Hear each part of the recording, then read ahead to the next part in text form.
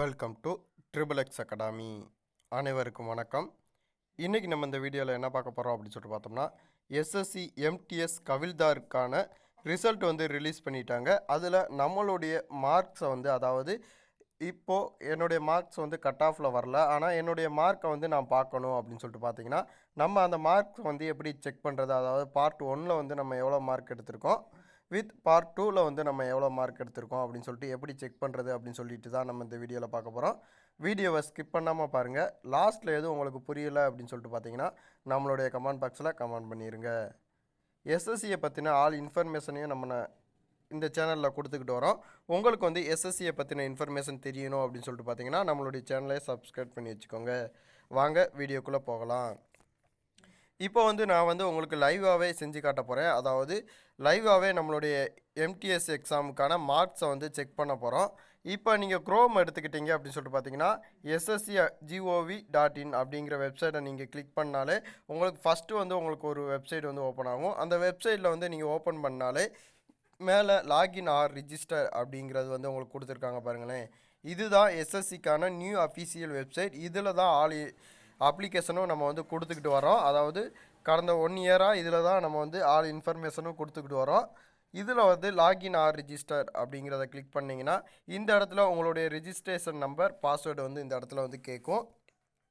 நீங்கள் வந்து உங்களுடைய ரிஜிஸ்ட்ரேஷன் நம்பர் பாஸ்வேர்டை வந்து கொடுத்துக்கோங்க. இது வந்து நீங்கள் ஒன் டைம் ரிஜிஸ்ட்ரேஷன் பண்ணும்போது அந்த இடத்துல வந்து உங்களுக்கு வந்து கீழே கொடுத்துருப்பாங்க.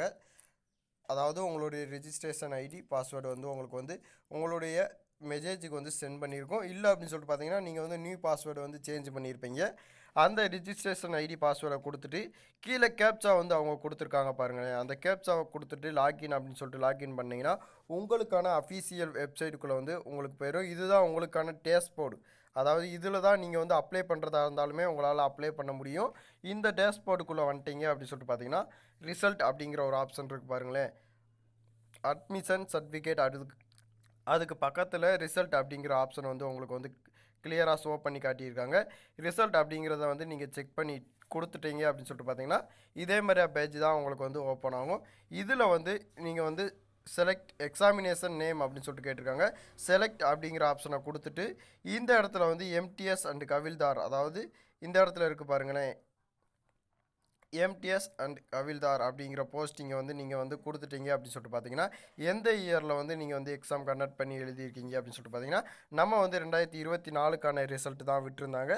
அந்த 2024 அப்படிங்கிறத வந்து கொடுத்துட்டோம். கீழே வந்து வியூ மார்க் அப்படிங்கிறத வந்து கிளிக் பண்ணிங்க அப்படின்னு சொல்லிட்டு பார்த்தீங்கன்னா மேலே வந்து உங்களுடைய டீட்டெயில்ஸ் எல்லாமே கொடுத்துருப்பாங்க. அதை விட்டுருங்க. கீழே உங்களுடைய மார்க்ஸ் வந்து கொடுத்துருக்காங்க பாருங்களேன்.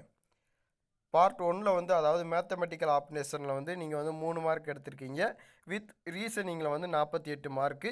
மொத்த ஸ்கோர் ரா ஸ்கோர் வந்து 51 மார்க்கு. நார்மலைசேஷன் மார்க் வந்து 59.08947. நம்மளுடைய செக்ஷன் 1ல் வந்து நம்ம எவ்வளோ மார்க் எடுத்தோம் அப்படின்னு சொல்லிட்டு பார்த்தீங்கன்னா 59.38. இதில் வந்து நம்மளுடைய இந்த மார்க்ஸை வந்து அதாவது பார்ட் 1ல் எடுத்த மார்க்கை வந்து கட் ஆஃபில் வந்து சேஞ்ச் பண்ண மாட்டாங்க. ஆனால் நீங்கள் மினிமம் பாஸ் பண்ணுறதுக்கான மார்க்ஸை வந்து பார்ட் 1ல் வந்து எடுத்துருக்கணும். நீங்கள் சைடில் ஷோ பண்ணீங்க அப்படின்னு சொல்லிட்டு பார்த்தீங்கன்னா பார்ட் 2க்கான மார்க்ஸ் வந்து உங்களுக்கு வந்து ரிலீஸ் பண்ணியிருக்காங்க பாருங்கண்ணே. ஜென்ரல் அவேர்னஸில் 11 மார்க்கு. இங்கிலீஷ் லாங்குவேஜில் வந்து -1 மார்க். அதாவது இதில் எதுவுமே அவர் வந்து இந்த கேண்டிடேட் வந்து ரைட்டாக அட்டன் பண்ணலை, அதனால் -1 மார்க். அதாவது எல்லாமே ராங்காக அட்டன் பண்ணியிருக்காரு, அதனால் -1 மார்க் வந்து கொடுத்துருக்காங்க. இதில் வந்து 10 மார்க் வந்து ரா ஸ்கோர் எடுத்திருக்காரு. நார்மலைசேஷன் மார்க்கில் வந்து 17 மார்க் வந்து அவருக்கு வந்து கண்டக்ட் பண்ணியிருக்காங்க. அதனால் இவரால் வந்து பிஇடி டெஸ்ட்டுக்கு வந்து பாஸ் பண்ண முடியலை. வித் கவில்தார் போஸ்ட்டுக்குமே இவரை வந்து எலிஜிபிள் கிடையாது. ஆனால் கட் ஆஃப் வந்து ரிலீஸ் பண்ணது வந்து நம்ம ஏற்கனவே வீடியோ போட்டிருந்தோம். எவ்வளோ கட் ஆஃப் வந்து கொடுத்துருந்தாங்க கவில்தாருக்கு, எம்டிஎஸ்க்கு வந்து எவ்வளோ கட் ஆஃப் கொடுத்துருந்தாங்க அப்படின்னு சொல்லிட்டு.